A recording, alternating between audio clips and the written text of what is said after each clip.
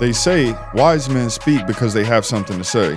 Yeah, they also say fools speak because they have to say something. Well, here we are. Yeah, you bit that one. Well. Relax. This next one that we got coming up is definitely not the same as this, but you never know. Luigi Mangione might have had a similar kind of childhood. Before we get into that Luigi Mangione thing, there's something I would like to say about Luigi Mangione. Because we covered that story on the last episode, but there was something that I meant to say that I did not say, and I feel like it's very important that it is said. I feel like there's a really big disconnect between with humans right now, and when I say that, there's a lot of talk of people very easily talk about unaliving people nowadays. They do. People very easily talk about this and very easily celebrate the unaliving of people. And if you have a emotional attachment to a situation, you know, that's one thing. But like to be a fan of someone's soul leaving the planet, it's not cool at all. What this kid did, whatever the reason, the act that was done was cowardice. Now, the sentiment that he may have had in doing what he did, some people may agree with the why, quote unquote. But in my opinion, there's never a reason why to gun down someone that's kind of just doing their job, one. And two, even bigger for me, you don't shoot a man in the back. Yeah, I knew you were going to say that. I don't care who you are. There's nothing admirable about that. Yeah. If you do something, I was always a big fan of doing it, you let the man see you. Yeah.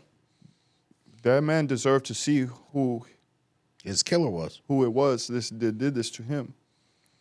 So with that being said, again, those actions are not something I stand by. And here at the Gambler and the Guardian, we do not. Yeah, essentially what Nate's saying that I completely agree with is we're not okay with. We cannot celebrate this. People killing other people. We can unaliving, right? We cannot celebrate this kid as a hero because it brought light to something that a whole bunch of people don't like and disagree with. Yeah. Now, this all started many years ago now. Maybe 12, 15 years now, when they started what was called the Affordable Care Act. When this happened, was created the global health type organization. Like it is now. And I know one person, I know one person that read the Affordable Care Act. Yeah. And he told me it took him 2 months and it was over 3,000 pages long. Yeah. And if I'm not mistaken, when it was brought before it was the Senate or whoever it was that had to pass it, Congress, I don't remember, but they had given them so many hours to review it. Yeah, so nobody was able to read it. So they pulled the jerk move and instituted this. Now, I am in agreement that health care is a human right, and it should be accessible to everyone. But I don't think that what they did is helping everyone, and it's kind of showing, and it's getting to a boiling point now. Yeah, it seems like, this Mangione case is now becoming a bigger thing. Right, it's going to set precedent for sure. There's some kind of precedent, yeah, and at least there hasn't been anybody else that has done anything like this. So no copycatters type thing like we talked about on the last one? Not as yet, no. So let me read this article that just came out.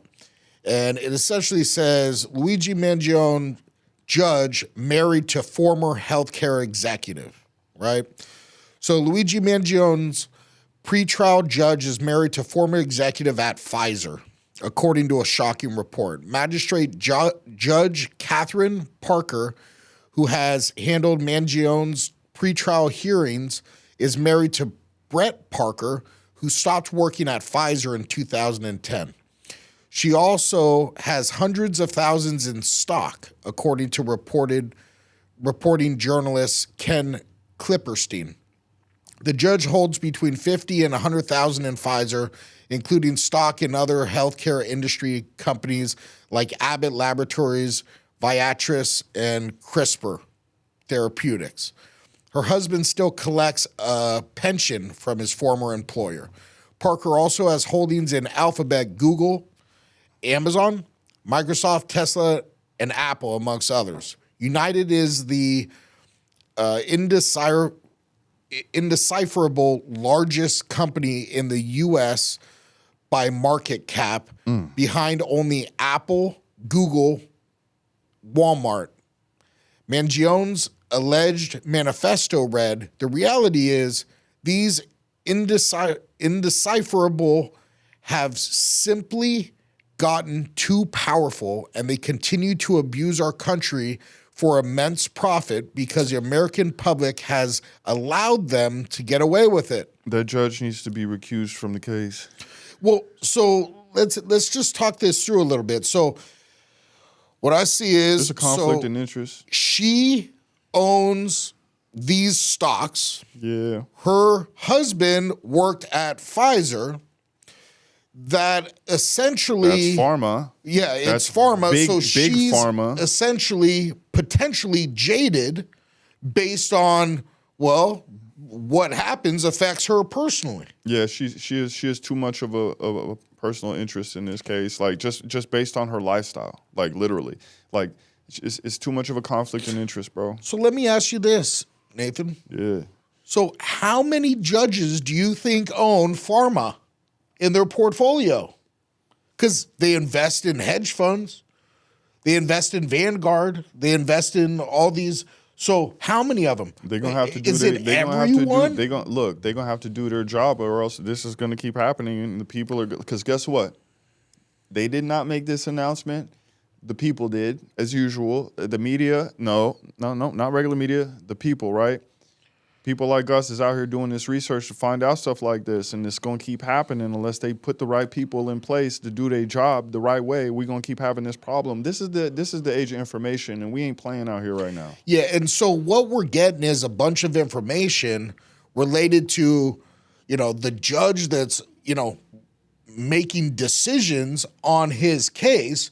And, I could understand how people would say, well, how is this unbiased? That this judge owns that stock and has. My question is, why would you be willing to take the chance? Okay, so what do they do?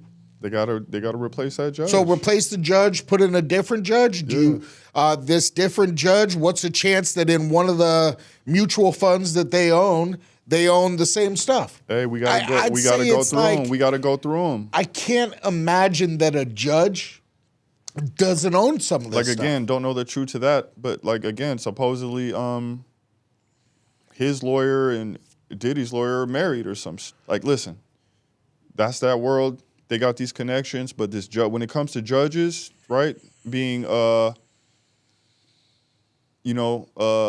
unbiased? No. Well, judges are appointed, right? Yeah. So an appointed official, they can just appoint another official. You understand? They're gonna know more about the judges. The people that appoint the judges, they know who to appoint. They know what they're doing, bro. These people are just effing around, bro, trying to get their people in place so they can jerk this kid. Yeah, I definitely see some of that going on. This is what Mangione. I say jerk this kid as if he didn't unalive somebody by shooting him in the back, but I'm just saying, like, yeah. Yeah, I mean that he should be disciplined. Oh, I mean to the fullest extent, you know. That's not okay. Yeah. And from what it sounds like, he's okay with that. Yeah, nah, he knew what he signed up for, but like my only thing is the feds getting involved, and now he has two cases now. He has the federal case and he has the local case too. I don't know about this one, man. This is weird. I'm more apprehensive of the kid being in freaking federal custody. Oh, really? Yeah, I'm more worried that he'll Epstein himself. Oh, in the feds, like where he's at right now. Like I saw a story the other night. These they were outside of the jail. These reporters, and they were like, "Does Luigi Mangione have a TV?" No, you can hear all the dudes inside the jail yelling out, answering their questions, bro.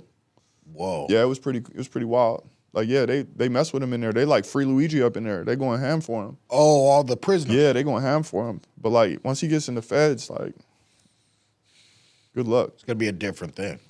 Good luck. Different thing altogether. I don't know. I mean that maybe it's the same thing but bigger, because it's not like the prisoners in Fed lockup haven't been a part of the same system or have family members that are a part of the same system and all the stuff that's happened. I feel like nobody's ever going to know the truth about what's really going on with this case. I feel like it's not a cut and dry. This kid walked up and did this thing. Like something's definitely funky with this. For sure. The guy was on the way to a shareholder meeting. The majority shareholders of this company are Vanguard, State Street, and BlackRock. Yeah.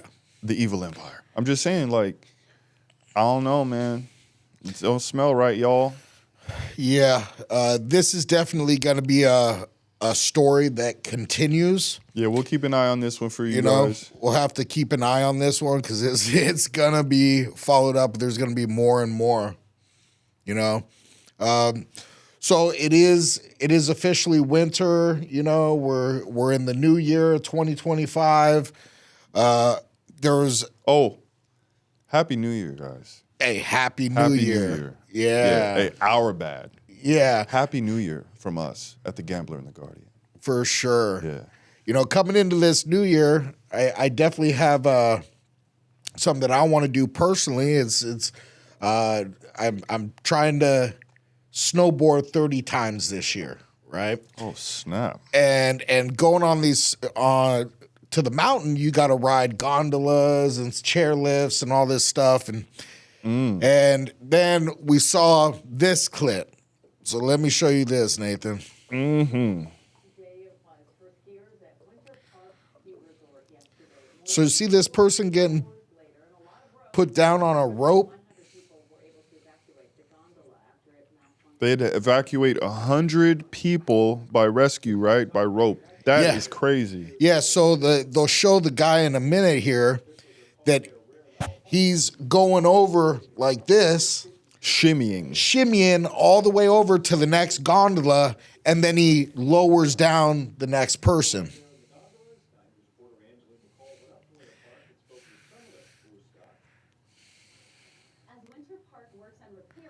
It was in Colorado. Oh, that sucks.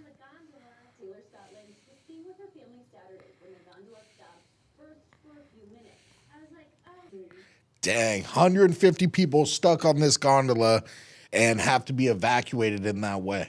Yeah, no. I'm so glad I would never be one of those people. I mean, that's just nuts, right? And so I've had to ride these gondolas, right? I was up at Heavenly in Lake Tahoe. I can't imagine myself sitting there and actually waiting for somebody to rescue me out of this. Like, hell no, bro. I'm going to have to find a way up out of there, brother. Yeah, you think that, and then you're 50 feet up, and... I ain't afraid of heights, bro. I'm just saying, like, I don't know when somebody's coming or not. That's the way I think. I'm thinking, get up out of here. I mean, there's no way I'd even think about opening that door. You sit there for an hour and you're like, dude, I feel like the world's about to come to an end, bro.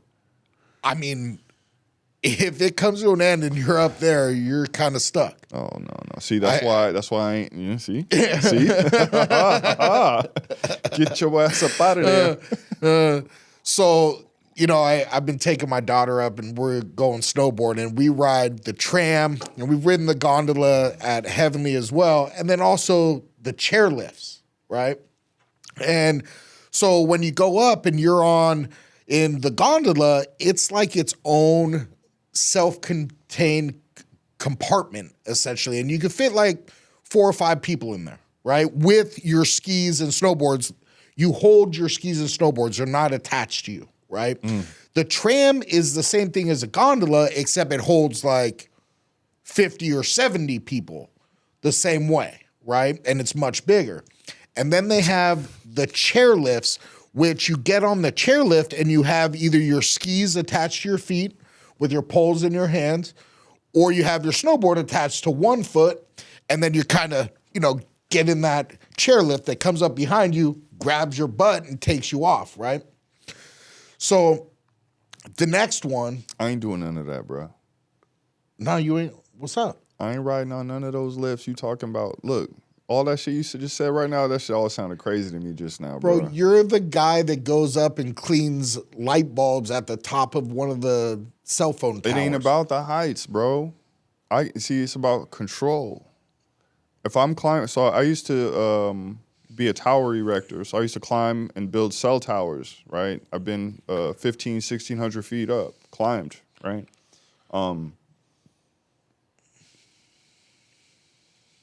I don't like anything that I have to sit in, that if something happens to it, I'm out of there. Nah, dog. Okay. Like, nah. I ain't on the roller coasters, none of that. So. None of that. I can't control it. If I'm not I'm not driving this mo. Ain't no way in the world, bro. Well, the way that you drive a car, I would assume like you're cool with just about anything because you're like, what? I have training. Okay. What do you want from me? Yeah. In and out, come bro. on, in and dude. out. Stop it, brother. The next clip is from my home mountain, Heavenly Lake Tahoe. And the crazy thing is we're going to show the first clip from Colorado because I've been doing this snowboard thing. And then, boom, literally at my home spot. I was there the day before this happened. Here it is. You see that chair? Mm-hmm. You see the people that's stuck in there?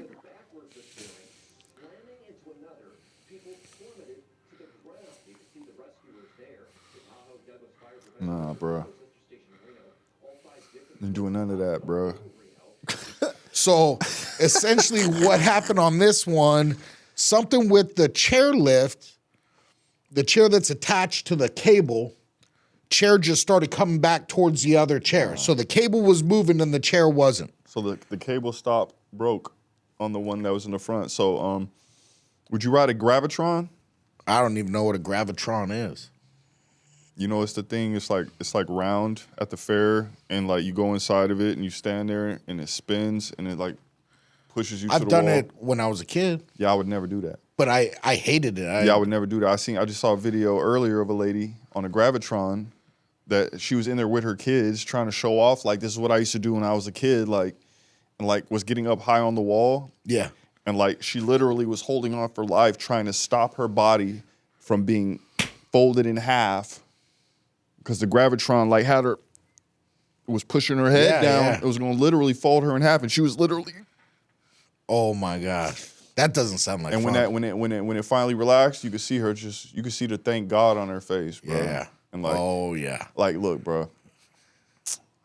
It's a thing. Like, it's on a cable. It's inside of a. If I can't control it. That's like, so like, I won't go to like I won't go to like New Year's Eve in Times Square. Or I won't go to anywhere where there's like too many people. If my skill set, if my unique skill set cannot help you, cannot get me out of somewhere, yeah, because of volume of people, yeah, I ain't gonna be there. Yeah, you know what? I'm cool with that, man. I don't need to go to those places anymore. I've done some stuff like that, and I had fun. But I would say now, as I'm getting older, it's just I feel cattle herding kind of thing, and it's just so many people. Yeah, we're in America, and America has a what? Mob mentality, right? They do. One runs, everybody runs. Don't even know. Hey, nobody even knows why we're running. Yeah, and then people get trampled. You Boom, know exactly. So back to this heavenly thing. You know who gets trampled, right? People like me. Nah. That fall. Nah, remember those people I was talking about? Remember when I said when stuff hits the fan, you'll be surprised how many people freeze? Oh, yeah. Those are the ones that get trampled. Those are the ones that hit the ground first, and everybody else starts tripping over them, and that's when it goes down. Yeah, okay. Yeah. I hear you. It's true, bro. No, I'm telling you, I've seen it. This chairlift, I forget what chair it was. I think it was Comet. It was what? It was the Comet chair. What do you mean? At Heavenly. What you mean? This is the lift that brings up all the skiers and snowboarders. But what did you call it? It's called the Comet. They have like different as in names. A shooting star comet? Yeah, they have different names. Every chairlift has a different name? Yeah. You're not each individual chair, but the lift itself that sends all the chairs up, each one has its own name. Who knew? Yeah. So, Heavenly has like 17 different chair lifts. Well, they all have their own name. So, if you're snowboarding, I'm like talking to my buddy that's at the lodge, yeah, we're on the Comet chair, then he could go up and we'll meet you at the top, okay. So, because you're on a big old mountain, I know my neighbor up in South Lake Tahoe, he actually rides that chairlift.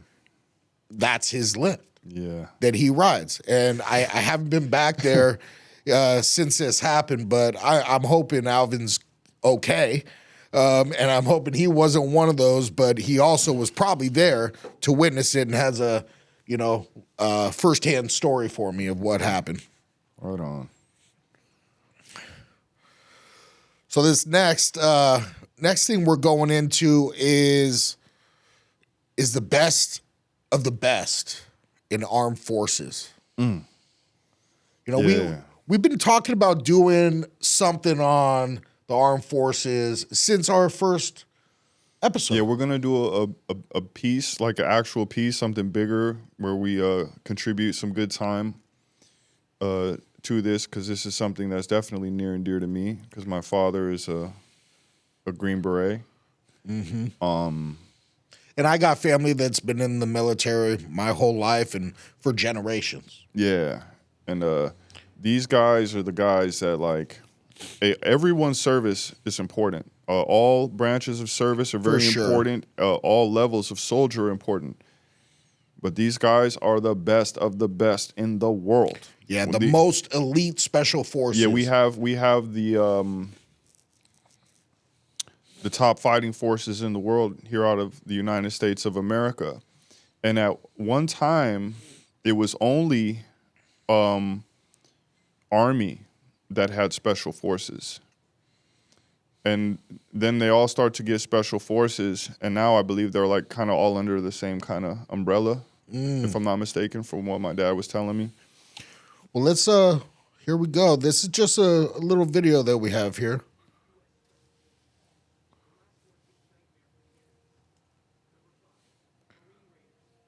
The Marine Raiders.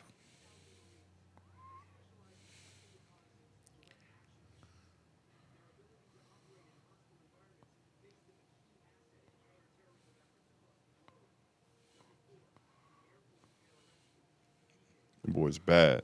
Yeah, pararescue.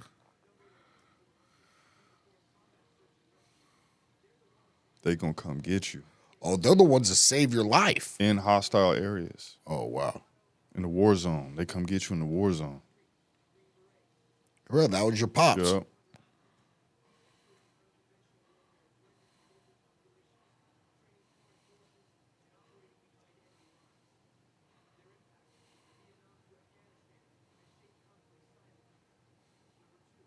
Yeah, they'll take over your government. And then Navy SEALs.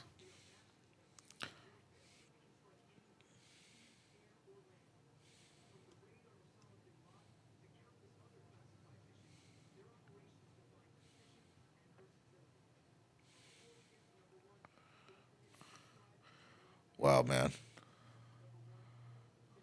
Oof. Airborne Delta Force. Oof.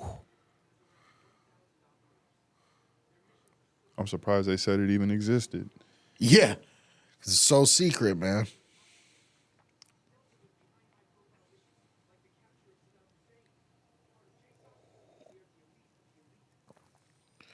Wow. Yeah. Special thanks to all members of the United States Armed Services. Mm-hmm. And a special thanks to our elite Special Force members, man. I mean, thank you guys so much for your services and your dedication and all that you guys had to go through to even get to do what you're doing.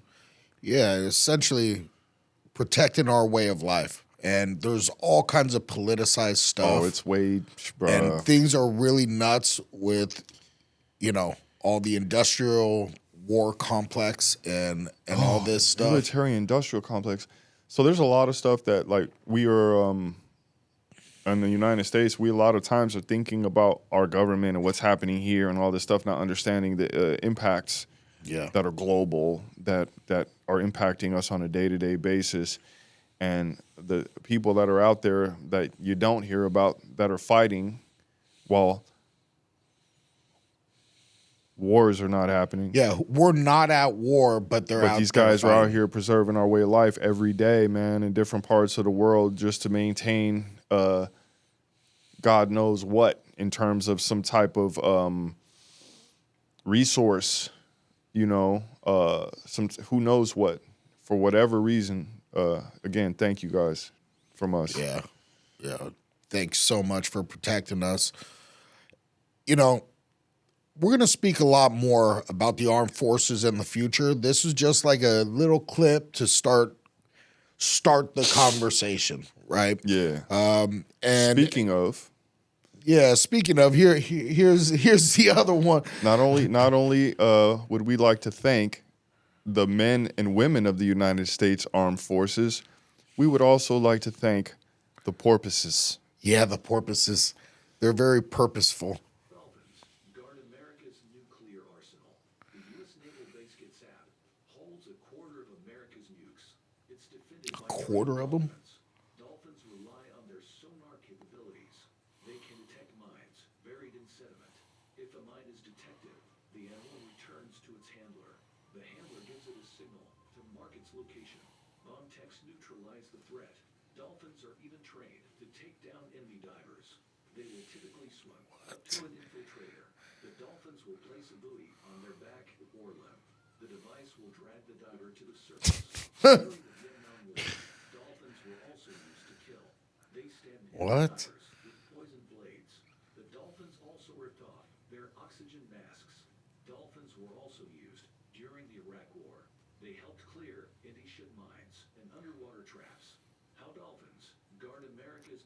Yeah. I'll take a dolphin with me in the water any day. Wow. Let's go. I mean, you know, we both spent a bunch of time in Florida. So you've been anywhere in Florida, out close to the water or on the water, you've seen dolphins. They're everywhere.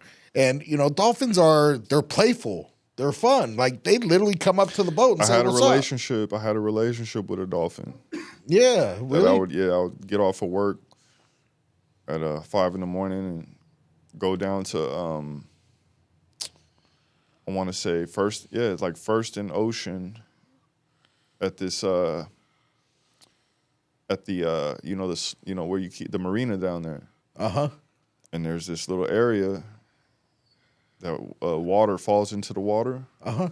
And he would just be over there. No kidding. Yeah, I'd pull up on him and he'd chop. You know what I'm saying? Oh, really? Yeah.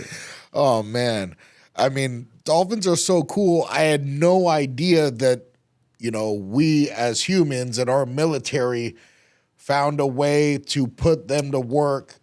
I wish it was now. Like back then, I would have got in the water with him. Yeah. Yeah. I was just scared. I didn't know. Yeah. I did not start free diving yet. Oh, okay. If it was like then, I would have been like, right, I probably would have rode a dolphin, bro. Oh, I've rode a dolphin. My kid swim with whale sharks. Oh, he did. Whale sharks? Those are huge. Yeah, he swam with whale sharks in the Philippines this summer. Huh. Yeah. Wow. Yeah, in Mexico, I swam with dolphins. That's dope. It was not, it was in the pool at a place where you go do this rather than out in, but, held on the fin and it like pulled me up and like did this stuff. And I remember they did another thing where you you put your legs out, right?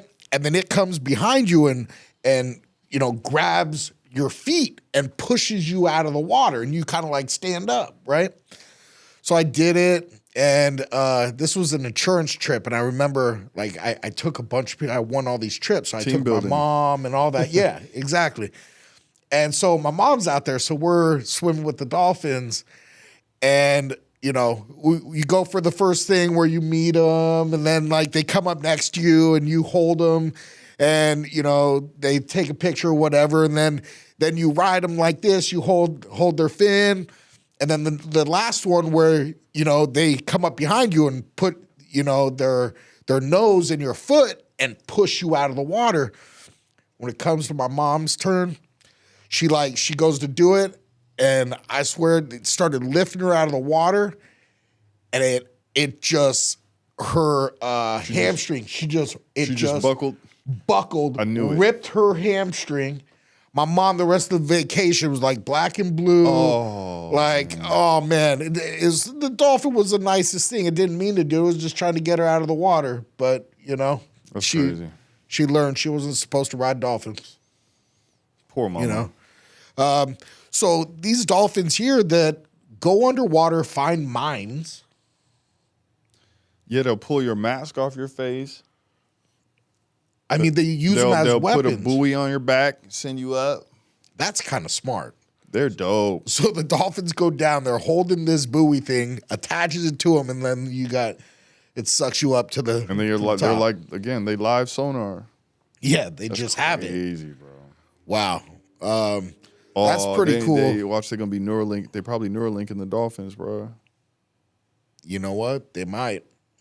They're probably Neuralinking them already. Who knows what is out there that we haven't been made to see what yet? I'm saying is you hearing about like what's available to the public from Elon Musk, but you ain't hearing about what he's selling to the government. That's true. That's true. Yeah. Yeah. It's wild. That's wild, man. So are we So we have a couple more. We have jumping off rocks, and then we have people who stay genuinely joyful. I mean, shit, I could rap, to be honest. You want to rap? We're about there, right? Short of 2 hours. Oh well, then let's we'd be let's golden. do it. We all be happy. I feel like what we just did was really good, and I feel like, all right. I mean, that's what we were trying to get ask through. For too much. I feel like. All right, let's do it. What do you think about relationships and parenting, John?